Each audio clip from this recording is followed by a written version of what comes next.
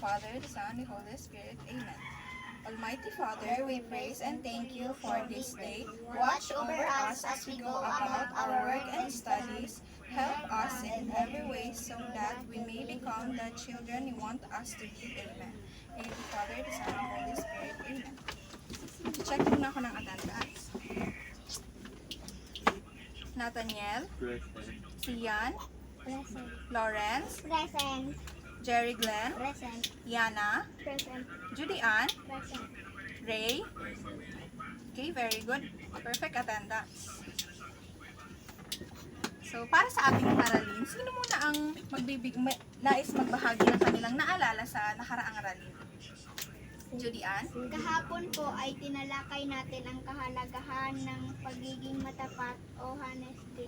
Tama, very good. Sino pa? Yana?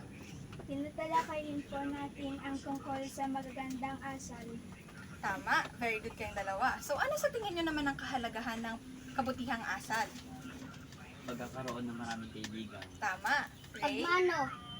Tama, very good. Ray? Hindi ka magkakaroon ng kaaway. Okay, tama. Very good, magagaling. So, paano naman natin maipapakita ang kabutihang asal? Pagmano. Tama. Ano pa kaya? Pagrespeto sa nakakatanda. Tama. Ano pa? Ano pa kaya? Pwede ring pagiging mabait sa kapwa. So, para sa ating aralin ngayong araw, ang tatalakayin natin ay ang kulturang Pilipino o ang paggalang sa kulturang Pilipino. So, para sa ating pagsisimula, may mga ipapakita kong larawan sa inyo at ang gagawin ninyo ay tutukuyin nyo kung ano ang mga ito. Naiintindihan ba? Opo. Okay, very good. So, huwag mo nang maingay ha. Ang maingay, papaalisin. Ano ang nakikita nyo sa larawan? Philippine flag. Ano pa? Ano kaya to? Laro. Paglalaro. Yeah, laro. Ano pa? Ay, ito kaya? Ano to? Pagmano? Tama. Pagrespeto. Pagmamano.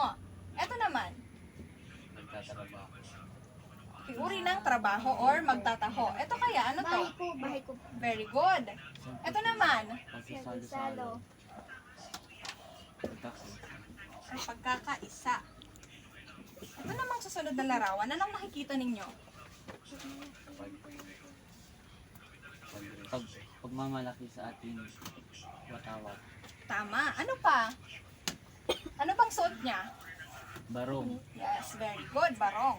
Ang barong ba ay parte ng ating kultura? Opo. Okay, very good. Dito naman sa larawan, anong nakikita nyo? Pagiging makajos. Pagmamahal sa pamilya. Okay, very good. Ano pa? Ito? Ano to? Bayanihan. Ito naman, Magalang.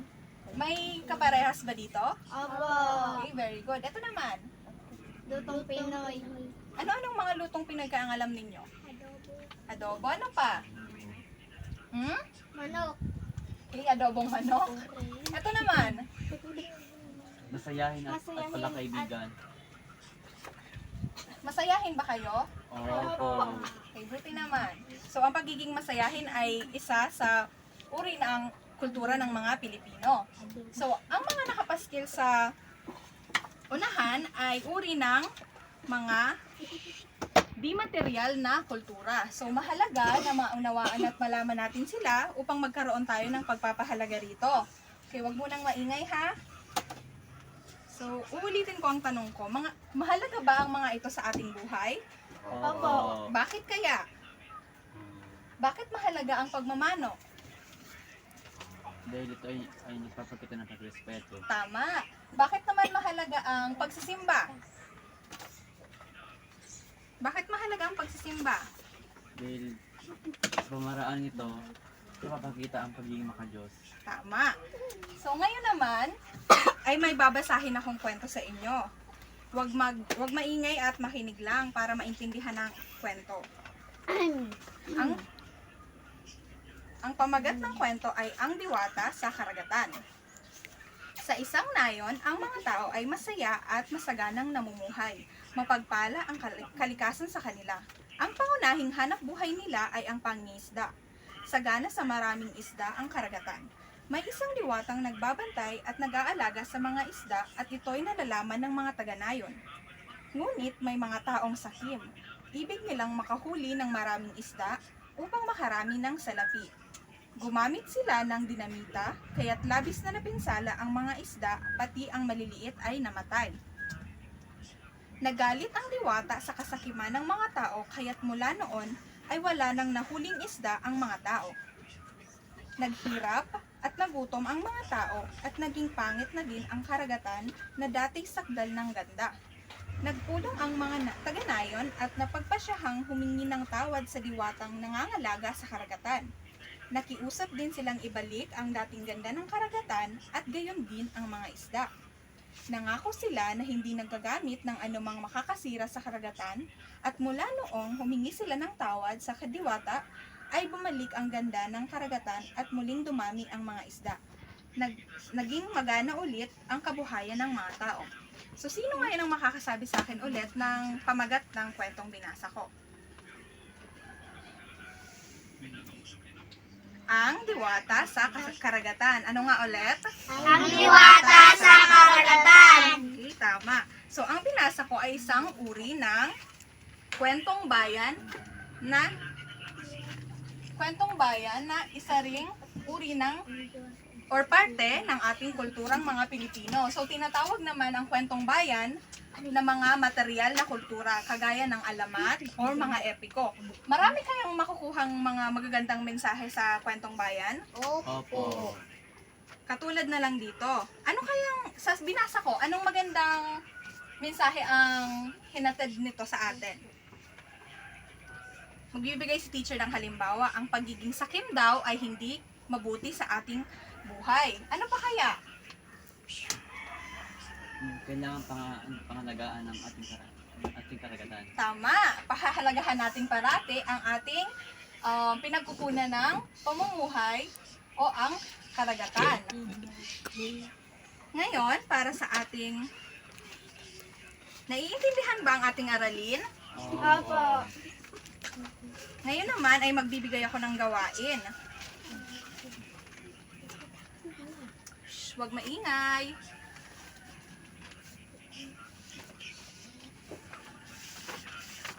So, babasahin ko muna tapos kayo naman. Makinig ha, panuto. Basahin ang Unawain ang sumusunod na sitwasyon. Lagyan ng check kung ito ay papakita ng pagpapahalaga sa kultura. At X naman kung hindi. So, babasahin ulit natin to, tapos sasagutan natin. Naiintindihan ba? Opo! Naiintindihan ba ang panuto? Opo! Okay, number 1. Si Lena ay hindi nakakaligtaang nagmano sa kanyang tatay pagkagaling sa eskwelahan. Ano kaya ang sagot? Check! Okay, check. Tama. Sinong gustong magsulat sa board? Sige na, ikaw na.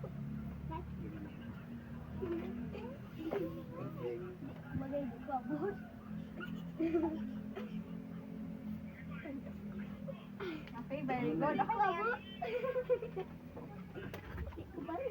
Okay, tama. Ano kayang uri ng kultura ang nabanggit sa sitwasyon number 1? Pagmano. Tama, pagmamano. Number 2 naman. Masayahin si Peter. Ano kayang sagot? ESQ. Okay, very good. Tama. Dapat pala sa number 2 ako para mas mababa. Okay, very good. Number 3 naman.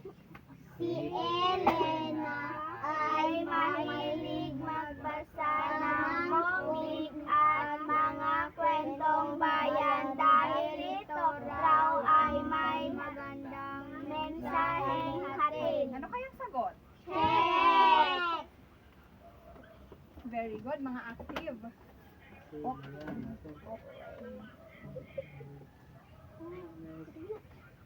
Okay, very good. Number 4. Lahat ng estudyante sa aming paaralan ay disiplinado at ginagalang ang pambansang awit ng Pilipinas. Ano kaya ang sagot? Check! Judy Ann, ikaw naman. Kuya Adoy naman. Very good. Last. Nakita Nakita ko na nababasa ang alamat sa loob ng kanilang paaralan. Si Luis at pinanagawa niya ito. Ano kaya ang sagot? Eki! Yes, Si very Lawrence. good. Ako madami. Sige, si Lawrence naman.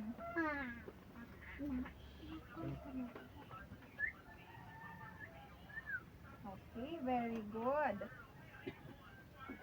So, ngayon naman, meron kayong sasagutan ulit. Pero, sasagutan nyo ito sa papel. At ipapasa nyo sa akin pagkatapos. Wala ako papel. May papel si teacher, wait lang.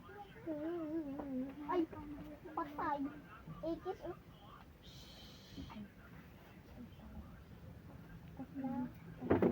Babasahin ulit natin. Gawain, kumuha ng isang buong papel at sagutan ang isang katanungan. Ang katanungan ay, Paano mo maipapakita ang pagpapahalaga sa kultura na sa pang-araw-araw na buhay? at magbibigay si teacher ng papel para lahat ay magsagot. Ay, di yan susimbog. Wag makulit, wag maingay.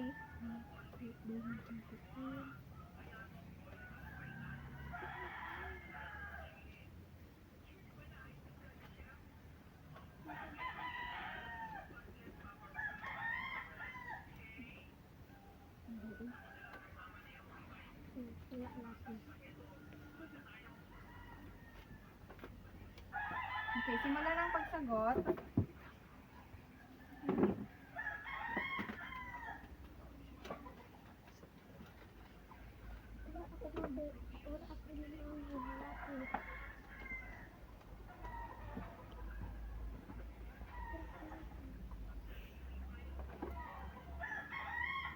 Tapos na ba?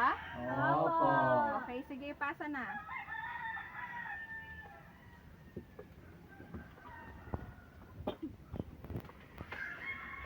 Okay, very good.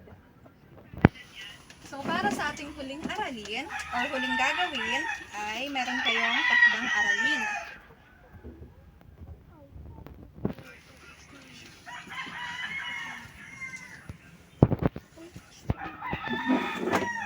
Basahin ulit natin. Takdang aralin, gumawa ng Collage. na nagpapakita ng pagpapahalaga sa kultura. Maaari kayong maghanap ng litrato sa mga lumang dyaryo o lumang textbook. Naiintindihan ba ang gagawin? Opo. So, itong takdang aralin natin ay ipapasa ninyo sa akin bukas. Naiintindihan ba? Opo. Okay, sige na, maaari na kayong umuwi. Ano?